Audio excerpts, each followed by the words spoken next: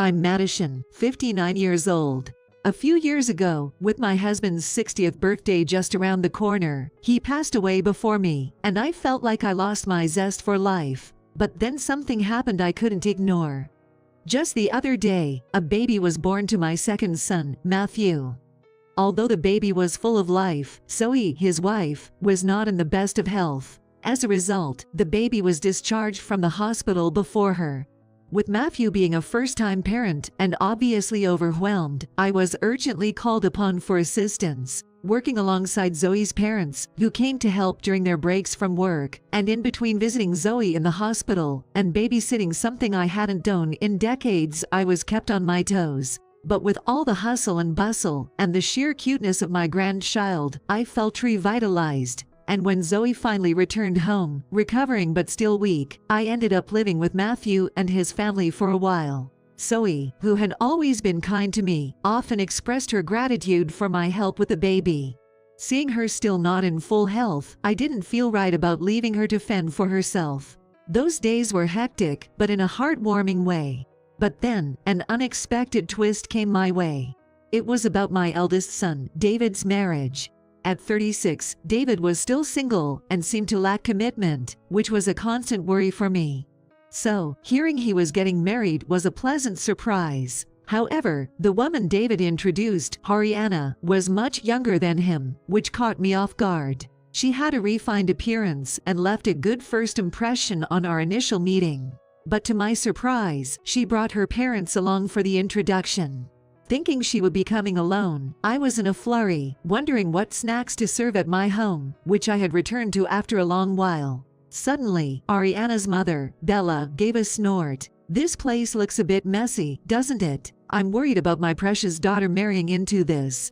With a deep wrinkle forming between her eyebrows, she looked displeased. "Oh, I'm sorry for the mess," I replied. "I've been at Matthew's place helping with their newborn, so I haven't been here in a while."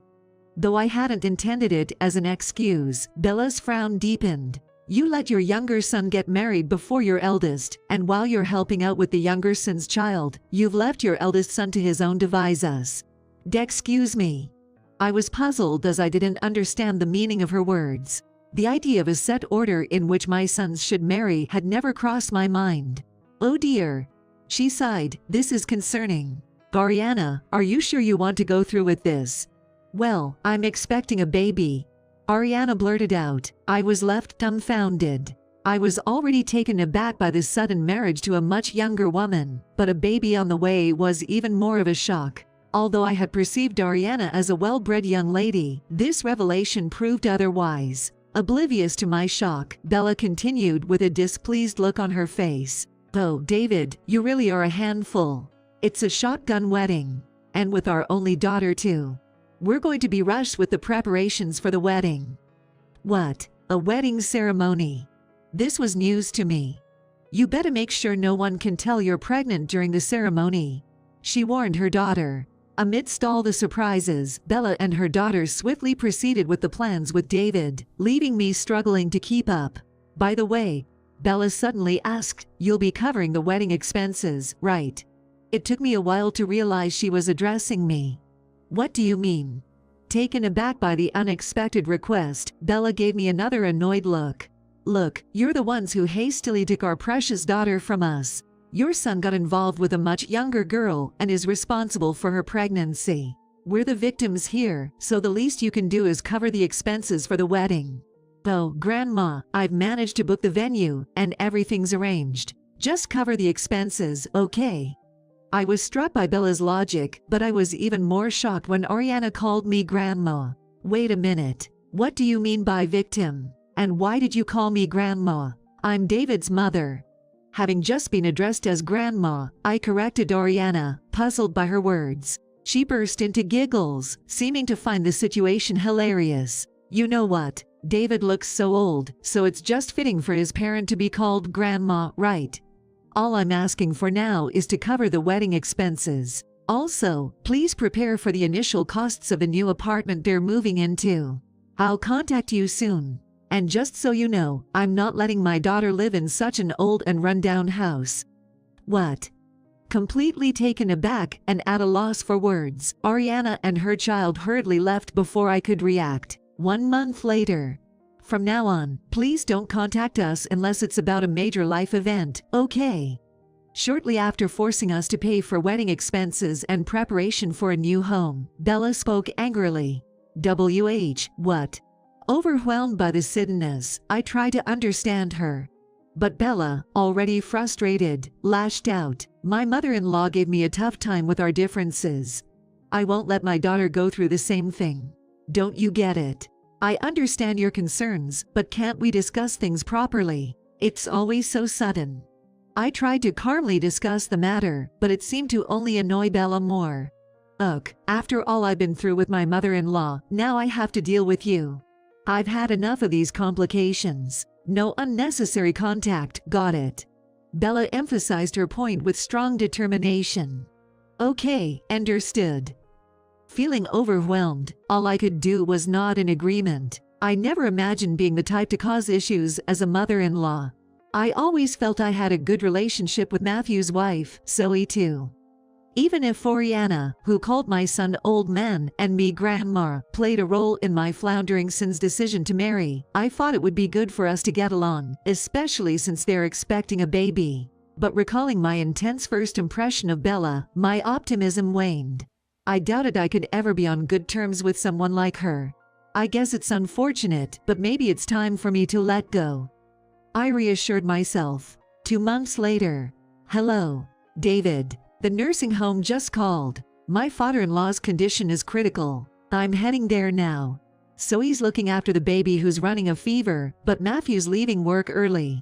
Can you make it? My son's grandfather, who was my father-in-law, had been in assisted living for quite some time due to his age. After receiving the alarming news, I immediately called to relay the message, but the response was unexpected. It's not David. Didn't I tell you not to contact us anymore? Don't you remember? Goriana. Where's David? Please tell him about his grandfather. I told you, we don't need the updates. Can't you remember, Grandma? Even though it's no time for jokes, Ariana doesn't seem to care at all. You know, it's not like we're inheriting anything, right? Just to be clear, only contact us for events that benefit us. Maybe you didn't get the memo, did you? Though. Before I forget, our baby's arriving soon. Just wire the gift money and mail the other presents. Bye. With that, she hung up. I was left utterly speechless. In the end, Matthew and I bid farewell to my father-in-law and handled all the funeral proceedings with him and his family. As days passed and I had time to reflect, I realized I'd been swallowing all the disrespect and demands. I couldn't take it anymore. It was time to let go. Then I decided to discard unnecessary feelings from my heart. Then, a little while later, a phone call came in, dripping with irritation. Hey, Grandma, where's our gift money? We haven't received any presents either. Are you ignoring the birth of your grandchild? Hello? Can't you say something properly? Or were your ears failing you because you're so old? Look, we have a baby. Got it. Hurry up and wire the gift money. From the other end of the phone, I could hear Ariana shouting loudly. Instead of responding, I let out a big sigh. What? Hello? Are you even listening? My hearing isn't what it used to be, you know. After all, I am a grandmother. I can't hear impolite voices, I tell you. What? Grandma, what are you thinking? Ariana was saying something, but I hung up the phone on her. She called back immediately, but I didn't answer. After a series of persistent calls, they eventually stopped by the next day. I wonder if she's given up. All right, let's go for our daily walk. I placed my adorable grandchild in the stroller and went for our usual stroll. Hey kitty, what's that? I don't want those little birds that you always bring. Where did you find this?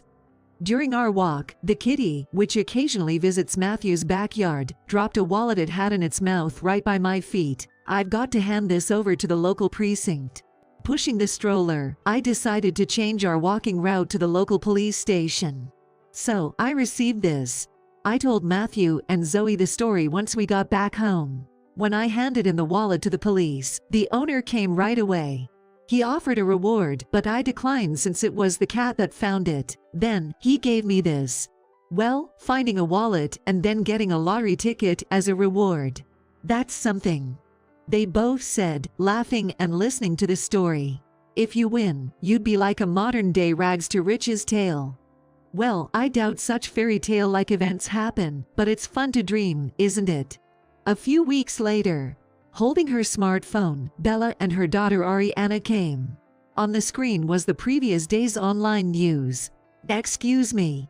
Why didn't you tell us about this? You weren't planning to keep this a secret, were you? I let out a sigh, responding through the intercom. There's nothing to hide. I simply followed your wishes to not contact you.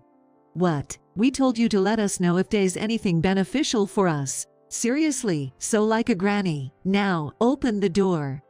Have some manners. I'm not just anyone, let us in. They were both shouting. Please leave, you're causing a disturbance. If you continue this, I'll have to call the police.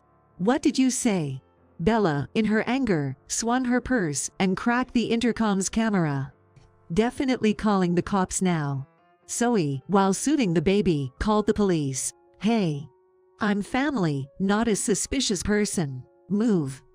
Despite the officer's warnings, the two were defiant and almost got physical. No way, I don't want to deal with the police. Seeing their continuous resistance, I reluctantly went outside. I have video footage of you damaging the intercom. Best calm down. Bella, her face now bright red with anger, started shouting. What are you talking about? Didn't you win big with that lottery ticket you got as a thank you for returning a lost wallet? I read in the paper that you shared half with the wallet's owner, but you still must have a ton left. As the wife of your eldest son, we have a right to some of that. That's right, Grandma. I gave you a grandchild, but there were no gifts or celebrations. You owe us for that too. I was taken aback by their audacity. You've got the wrong idea. I already have a lovely grandchild. We've given the proper gifts and celebrations. I'm sorry, but being an old woman, I can't comprehend what you're trying to say. It's just my age, you know. Damn you. Well, winning the lottery is rare, and they say fortune is best shared. Here you go. I handed Belle an envelope. Hey, hand it over already. What's this? It looks flimsy, but inside is a check. I smiled at the two who tried to snatch it away from me. I've thought about how to split it, and I've come up with a good method. We decided based on the number of times you talked to me with a smile. The only time you both smiled at me was at the wedding, and that one public greeting. So, the math was easy. What? That's it. This is like giving candy to kids. Isn't it enough? You've got to be kidding me. Bella swung her purse in rage, eventually hitting a cop, and in the end, both were taken away for obstructing public duties. Served them right. A few days later, without learning their lesson, Bella and her daughter came over. Even though I heard they got a real earful at the police station a few days prior, they seemed not to have learned anything. Good grief. The place was cleared out. Hearing that outburst, I realized what was going on. My previous house. I sold it to a city development company.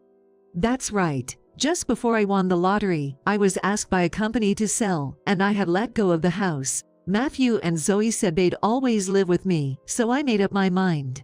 Houses that aren't lived in go to ruin. Just like you said when we first met. Thanks for the advice. It helped me lighten my load. What? You're too greedy with the lottery money and the house sale. We were thinking of at least getting the house if you didn't give us the lottery money, but what the hell? You're flaunting your windfall, aren't you? Think about us too, old lady. Always favoring Matthew. It's so unfair. We get nothing. I really don't understand what they're saying. Take care of your daughter-in-law and grandkids. David is your eldest son, isn't he? There's an order to things. I couldn't help but laugh at the absurdity. Did you both forget what you said? Didn't you tell me not to contact you? I have that recorded. I'm just keeping my promise. Is there a problem? That doesn't matter. It matters a lot. Like you said earlier. Take care of your daughter-in-law and grandkids. There's an order to things. That's right. I value those who treat me as a person and share laughter with me the most. I prioritize based on my own values. Naturally, you both are out of the picture. Grr. Oh, while we're at it, I've organized my assets, all distributed according to that order. And you too, who are out of the loop. Naturally, not a penny for you. But that should be fine, right? The wedding cost had an additional fee, and I even paid extra for the new house and the moving expenses. Just be grateful I'm not asking for it back. Shut up, you miser. Please, cut us some slack, Grandma. I've always fought this, Bella. Don't you know how to speak to your elders? Such a shameful upbringing. Gwa. Goriana, how many times do I have to say it? I'm not your grandma. But don't worry, I won't be in touch anymore. Everything's just like your initial demand, right? Enjoy. You've got to be kidding me. Madison, the police have arrived. As I vented, Zoe informed me that the police she called had arrived. After the property damage the other day, there's a huge commotion today. The two who were already recognized were taken away without mercy. I'm so sorry for all the trouble. I apologized to the police officer, who replied with a smile, "It's our job. We're always causing trouble for the cops." Zoe looked remorseful, so I reassured her, "It's okay." I wanted to give a part of my lottery winnings as a thank you, but they said they couldn't accept it, so I donated a patrol car. I hope it's comfortable. And of course, I'm planning to visit them and formally express my gratitude soon. Don't worry. Then, along with Matthew and Zoe, sat down for a normal family dinner. A few days later, Bella and her daughter were ordered to compensate for the damages, including the broken intercom. With another stern reprimanding, they haven't approached our house since. They're said to be feeling down about losing sight of the bigger picture for short-term gains. I decided to buy a new house to live with my son Matthew and his family. It seems like happy days are ahead.